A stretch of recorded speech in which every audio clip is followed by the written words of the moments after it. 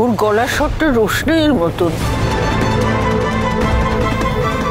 হ্যাঁ ঠাম্মি, একদম রোশনাইয়ের মতন। মা প্লিজ, এই নামটা আগেই বলেছি, এই বাড়িতে যেন আর উচ্চারণ না হয়।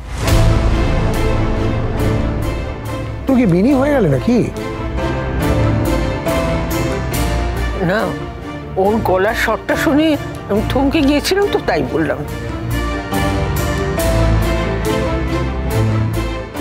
শোনো দাদু ভাই, একটা কথা বলে দিচ্ছি, জীবনে এমন কোনো সম্পর্ক নেই যা পরিবারের চেয়ে বড় এবং একান্ত প্রয়োজনীয়।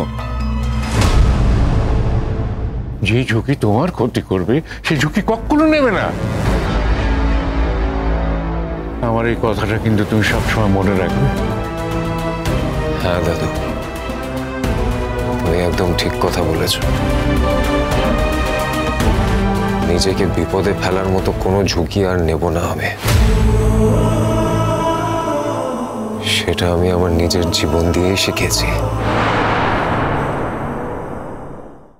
তুমি চিন্তা করো না, আমরা সবাই তোমার পাশে আছি।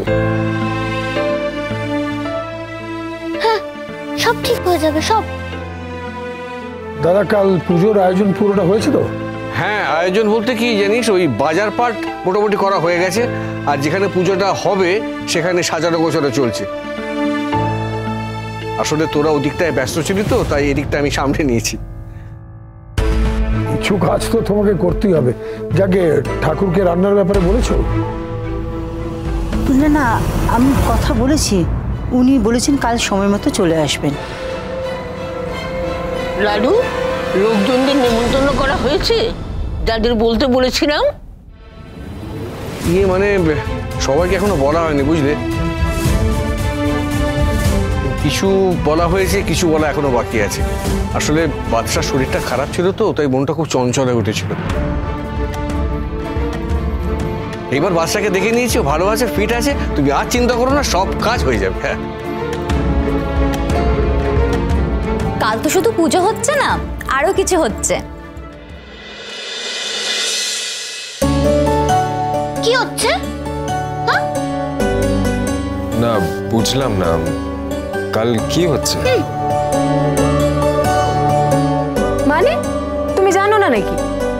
আরে বাবা, কাল তো গেট টুগেদার, কাল স্পেশাল কিছু হবে না?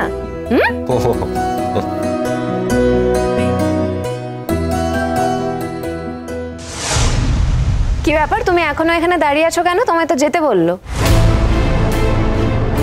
আসলে ওকে হয়তো ঘরটা দেখিয়ে দেওয়া হয়নি, তাই বুঝতে পারছে না। আচ্ছা, তোমার নাম কি?